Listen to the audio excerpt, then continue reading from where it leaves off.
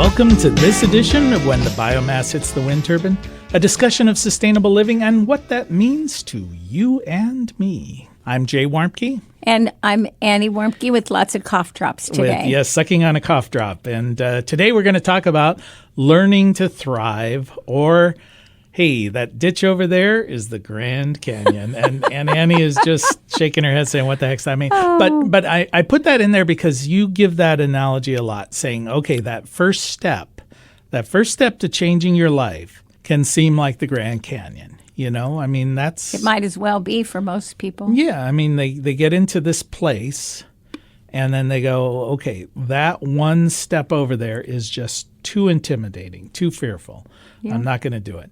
So you often teach these workshops or discuss these things with different groups about thriving. And I think kind of for us, thriving was all about moving into this realm of sustainable living, saying, okay, the system that we had been told was rewarding and fulfilling for us was not rewarding and fulfilling in the same way as the mythology told us it would be. So how do we thrive? Well, we had to go off and start our own path. So step number one.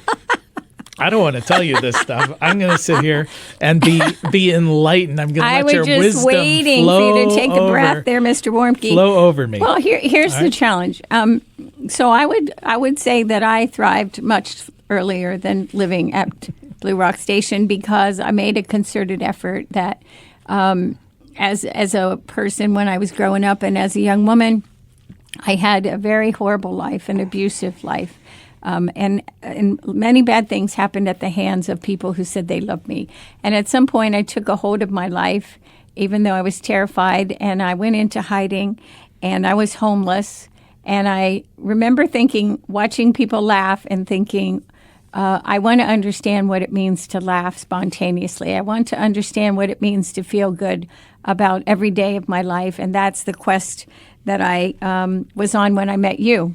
And fortunately for you, you didn't think I was crazy. And here we are 38 years later. Yeah, it took me 38 years to learn that, in fact, you were crazy? Yes. Okay, good. Well, too late. Anyway, so the first thing that I had to do was to face my fears. And that is a real challenge in this culture because the culture promotes fear. It's one of the ways that if we don't feel safe, it's very difficult to move on in other ways in our life. This is the basic requirement of human beings is to feel safe. Well, you tell. I'll interrupt there, but about you always told me the story, and I always liked it about the lions, right? Facing your fear. Oh yeah. Mm-hmm. Well, this was something that came to me later in my life as a battered woman, and when I had decided that I had to find some confidence in myself, some self-esteem because I had none. I didn't. I had to go to bed at 7:00 at night, and then I would wait for my husband to go to sleep, and then I would get up, and I had saved some money that I had worked on a place, and I bought myself a little black and white TV, which I hadn't had TV or a phone for years, and I watched this show called The 700 Club that was on late at night, and they told this really wild story, which I'm sure is not true, but it changed my life.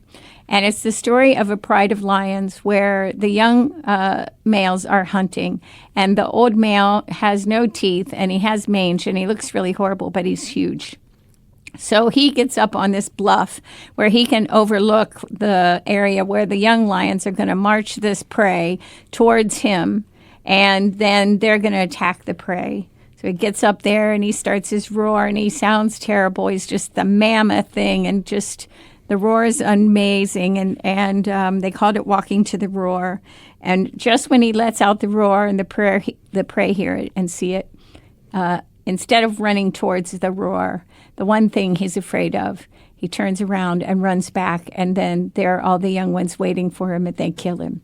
Right. So the point of that story is that the safest route is to run towards the roar. Well, I always say hold your nose, squint your eyes shut, kind of like jumping into the deep end. But it's also asking your...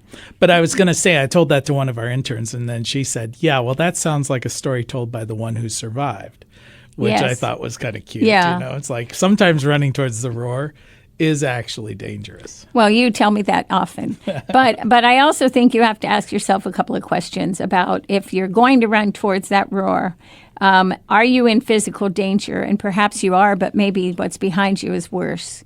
And are you going to grow from that experience? And if you answer that you're not going to be injured and you're going to gain something from it, then you should just do it.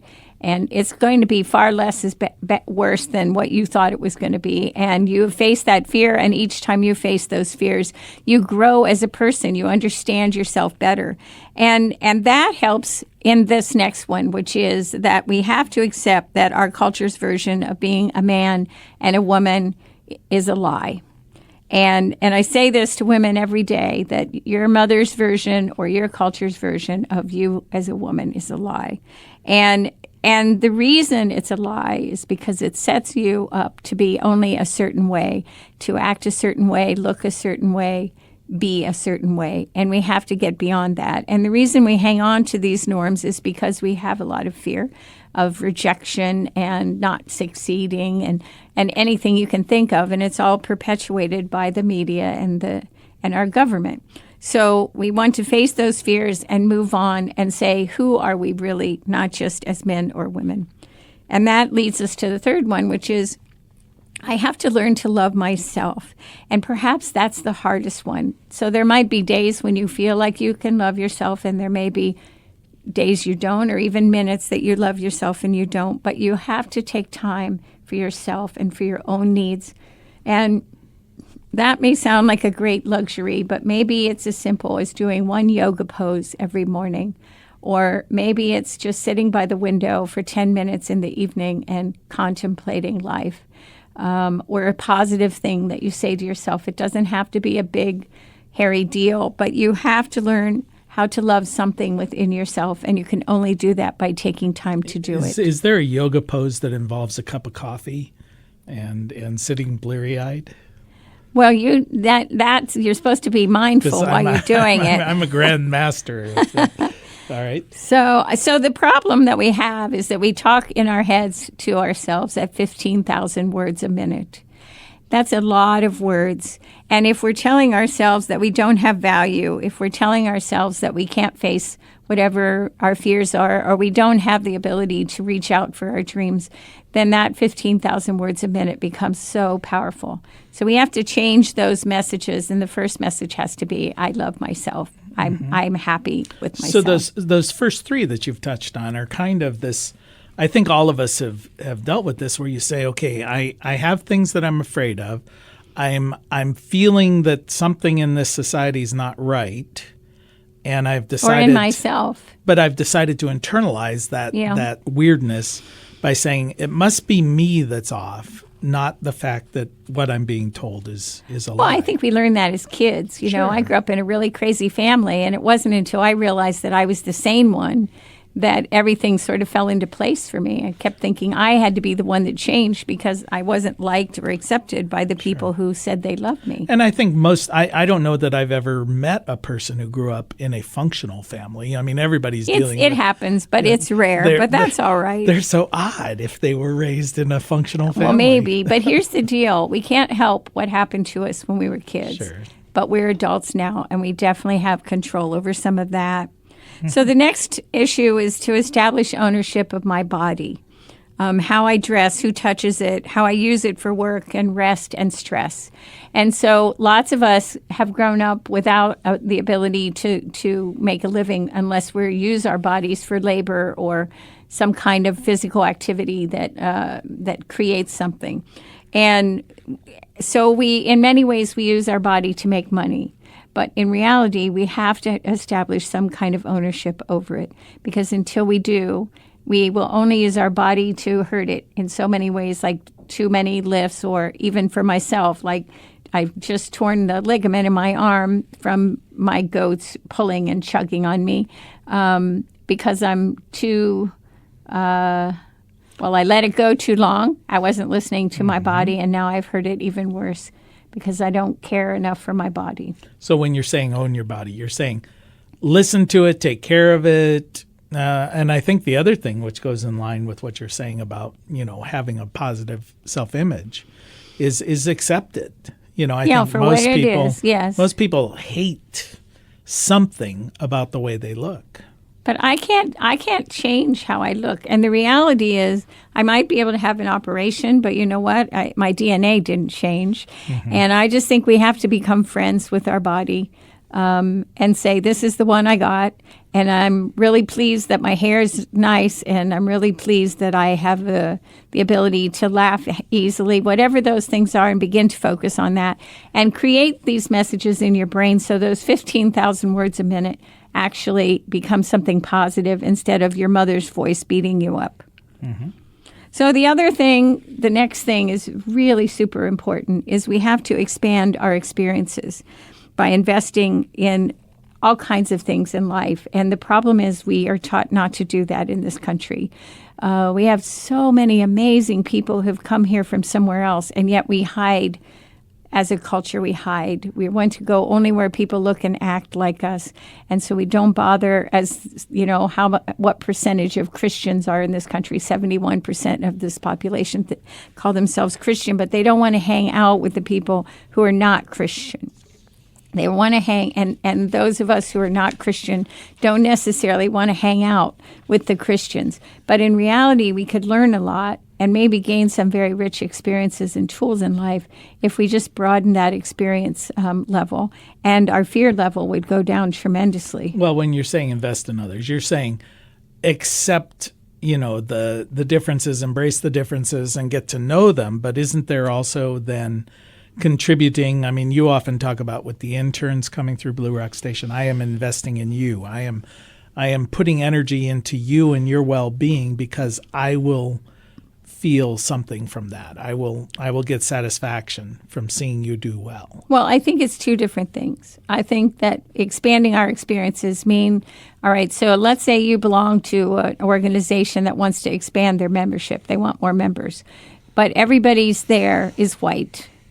So go to churches, go to synagogues, go to meetup centers that are not focused in areas that are just for white English as your first language speaking people. That's what I'm talking about. The second part of that is about investing in others. That's also expanding your experiences.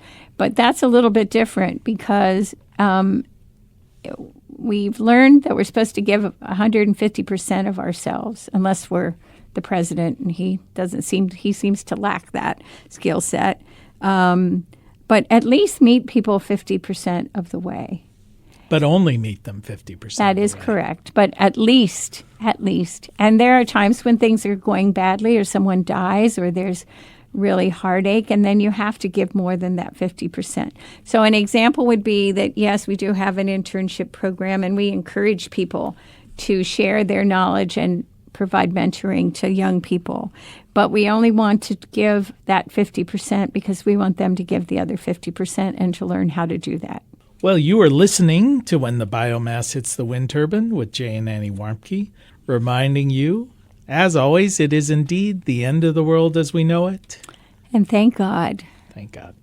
Okay, so today we're talking about thriving, and how does this come back to sustainability? This is a program about sustainability, so this can be a bit touchy-feely what we're talking about here. It isn't a bit touchy-feely. It's totally all touchy-feely. About being a real person with Being other real people. Okay, so that is the heart of sustainability, honest. Right? It really is. It's about being together, sharing experiences, sharing skill sets, eating together, learning from each other. And if we don't have the ability to face our fears and be honest with each other and put things on the table, we can never expect to have peace in our home or our neighborhood or even in our country. Okay, so Annie's 10 steps towards thriving in life. Just to recap, you've covered over, first and foremost, face your fears, right? If you want to change your life, you've actually got to change, which is scary. That's accept that almost everything, I'll give it an almost, that you've been told by our society, by your experiences, is probably wrong. Well, no, that's different. That's different than to say that my culture's version of being a man or a woman. Gotcha. That's different than what you just said. And, Okay. And this What is it that's means not. to Wait a be- minute, because I need to understand for me personally what it means to be a woman, and I need to understand why I need to know that, because that's the heart of who I am. And if I can't get that part, then where do I go from there? Can we expand that to what it means to be a grown-up? Because I'm still waiting for this. I've noticed that sometimes. I think back, and I think, my dad never would have sat on the floor, but I seem to sit on the floor a lot. So who knows? Or change diapers. Playing with or, Tonka Troys. And Yeah. stuff. All right, then you're saying take time for yourself, own your own body, as you say. Well, learn to love myself. Be comfortable within that shell that is Yeah, you. but it's more than just your body. It's the way you handle people. It's the way you interact with life. Mm-hmm. It's the things you care about and don't care about. You to really say, I love that about myself, and if I don't, then change it. Sure. And then the other is investing in learning about other people. Right, Make sure- expanding your experiences, Expand my and then experience. also learning how to meet people 50% of the way, but no further. Okay, yeah, and you've said it both directions. You've said sometimes you got to least. go at least 50. Well, I gave an example of our Right, leadership right. in this country. I know, and we've had this discussion often, and I think this is something that people need to have. Most people who are good people, good, nice people, tend to say, well, if I just do a little bit more, if I just That's right. try and do this, and at some point, you just have to kind of go, look, I'm going to meet you halfway, and if you don't come that other half, then I'm going to write you off. I'm going to just have to just move on. Well, and this is I learned two really important things a few years ago when we had a really tragic thing happen at our farm that just really touched my soul so deeply. I will never really completely heal from it. And I went to two different people that I trusted, and I asked them to help me because I couldn't seem to get over the depression of what had happened. And the first person said to me, when my brother killed himself, I was 17, and I learned from that experience to only meet people 50% of the way. And Annie, you're terrible at that. You just really give everything you've got all the time, and you've got to change. And then the other person said to me, Annie, if your house was set on fire by somebody, would you chase after that person, or would you put the fire out? And at the time, I couldn't understand what that meant. But I told myself I want to remember it because I know it's important. And I think that fits here. It's where it says, look, just invest what you need to invest. Because if that person is going to be the person that you're going to share that boat seat with or that bus seat with or the end of the world with, you want to make sure that they understand that they have to meet you 50% of the way too. So that's that. Next is learn to ask for what you need. So Jay's smiling at me because he's thinking, what did that have to do with still trying what to you figure just out said? I'm chasing after the guy who set my house on fire. So. Okay, well then you're in trouble. I know. I learned that later. I'm just sorting that one in my head. I'll meet you halfway on it. At some Okay, point. thank you. Ask me in the car on the way home. Right. Anyway, so I need to learn to ask for what I need. And I think this is really important.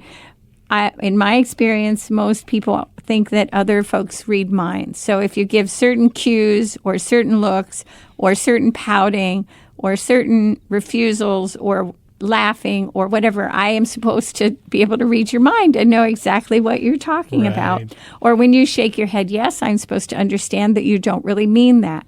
So what I'm talking about is to say what I think and what I need, because sometimes I do need other people to know what I'm thinking. I do know that I have had a bad day and I need you to understand it's been a bad day and could you take care of me today? Or today I feel low. And I call that having the brain flu, because if you had the stomach flu, everybody would help you. But when you're low, they're like, shake it off. But I think that if we want to be successful in life, and by that I mean to have a good life and to have meaningful work and happy families, we have to learn how to nourish ourselves. And a lot of that comes from not swallowing the crap that we're handed, by speaking up for what we need. Like, for example, don't talk to me like that ever again. Don't use that word with me ever again. It hurts my feelings. And invariably, the person will say, well, I didn't mean it. It's like, well, it doesn't matter if you didn't mean it. It matters that that's how it felt to me. There's nothing wrong with asking somebody to tell you you did a good job. Mm-hmm. We do this together all the time. Or give a tour of what you did with your work. Or tell me what you think of my decisions or my goals. Well, what you're saying just reminded me of something my brother told me, which I just recently. He said, I'm no longer upset that people can't communicate. I'm just astounded when they do. Yeah. Okay, but that's the same. It's the same thinking. It's just he's twisted it slightly, and now it makes sense. Mm-hmm. I remember once something that you gave to me that was quite profound in that I was always asking the wrong people to tell me something nice. And the worst wrong person was my mother.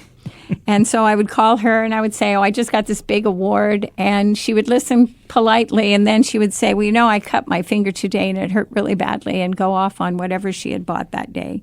And so one time I had gotten a really important award and I was dialing the phone and you said, who are you calling? I said, I'm calling my mom. He said, oh, why don't you call somebody who cares? And I looked at you and I thought, that makes perfect sense. Why I wasn't able to put that into my own head, but it was really powerful. It changed my life. So I never asked my mom to give me praise for anything after that. And I was a lot happier person because I instead called up someone who I love very much. And she was ecstatic. She sent me flowers. She sang to me in the phone. And that was the response I needed. Okay. Well, that's good. I'm glad I changed your life. In more ways than one. There you go. Okay, so what's next? What's next on your list? Then if you manage to do these things, and it's a constant, it's not something you just do once, then you've got to have a plan. And we talk a lot about that in these shows, of having some kind of plan for your life. And it may be that it's just a short-term plan, and then as you know more, you're able to have a longer range plan, but you've got to know what is it you're going to do about transportation, work, life, friends, what you eat, how you worship, all that kind of stuff. I think the last two are probably the most important once you've gotten some control in your life, and that the next to the last one is love doesn't conquer all. So I learned a long time ago that I can love somebody, but I can't and don't need to live with them to prove it. And that changed my life too, because I had a horrible life before I was 30. Also, don't dirty fight. You know, love doesn't conquer all, and so you can be dirty and mean in a fight with somebody you love, and don't own your own thoughts and feelings, and you just call them names or whatever. And you know what? No matter how much you love that person, you can't undo that. Sometimes it takes a long time to figure out what to say to somebody so that you can reach a compromise or go on loving each other in a good and meaningful way. But I don't think we're seeing this demonstrated. I mean, in the media today, and we're fortunate in that we're fairly disconnected from it for the most part. But when you watch what purport to be news programs, and it's mostly just people being nasty, snarky and harsh, and they're yelling at each other and thinking that the louder I talk, the righter I am, kind of thing. Yeah. So. Well, I think we have to ask ourselves in our plan, what kind of relationships do we want, and if we want to have nourishing relationships that are supportive of us and provide nourishment and love, we can't act like that. And that doesn't mean that I don't say what I think. It doesn't mean that I don't stand up for myself or not take no for an answer. That is not what I'm talking about. It's about saying things in a way that the other person can really hear what you're saying, can really know, all right, I get what that means, and here's how I need to change my own behavior or how she needs to change her behavior so we can be happy. And most of the time, it's just some little piddly thing. It isn't even a big deal, but it's a big deal to that person. But love doesn't conquer it all. Once you have said cruel things, once you have acted in cruel ways or made things so you can't trust, no amount of love is going to conquer that. I don't care what people say. It doesn't work. Mm-hmm. So you are saying there's consequences. There are consequences to all of our behavior, and especially if you don't face your fears. You lead a life of total hopelessness, really, because you've got all these dreams and cares and things you have inside of you, and they can't get out. And so that's where the Grand Canyon comes in. So you've got to get beyond that. So the last thing, which is probably the most significant lesson I learned in this life, is that I've got to walk only on my own path. I didn't come here to teach you or to convince you or to save you in any way, because that puts me in a position where somehow I think I'm better or mightier or bolder than you are. Probably am bolder. But I can't give away something I don't have.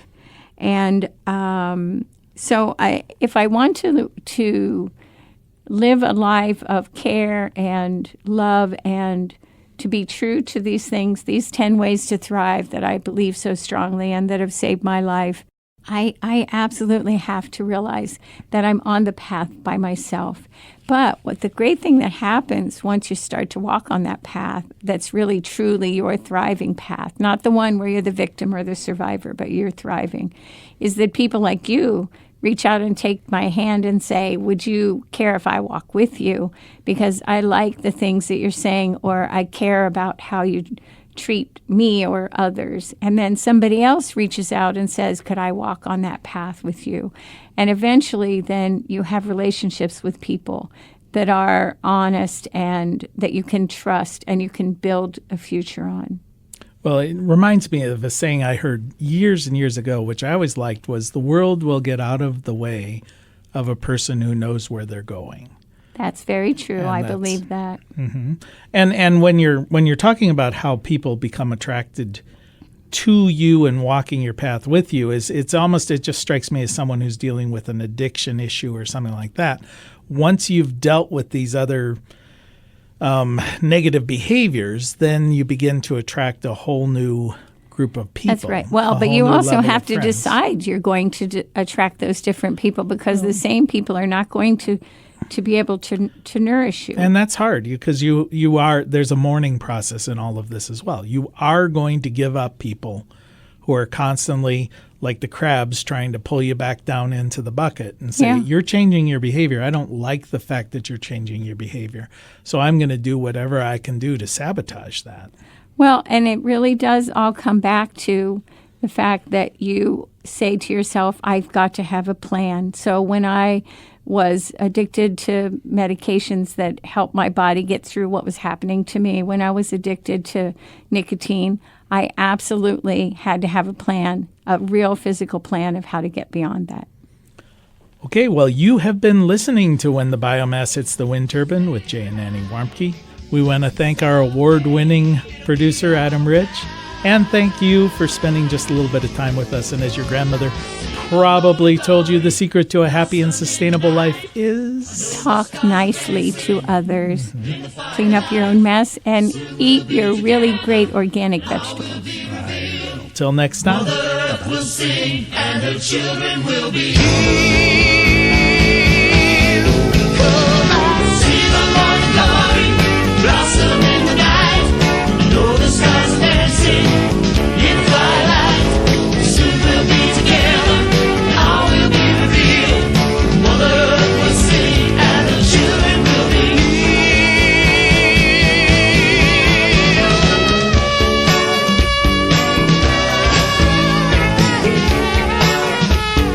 You can find more information on living sustainably in our unsustainable world at bluerockstation.com.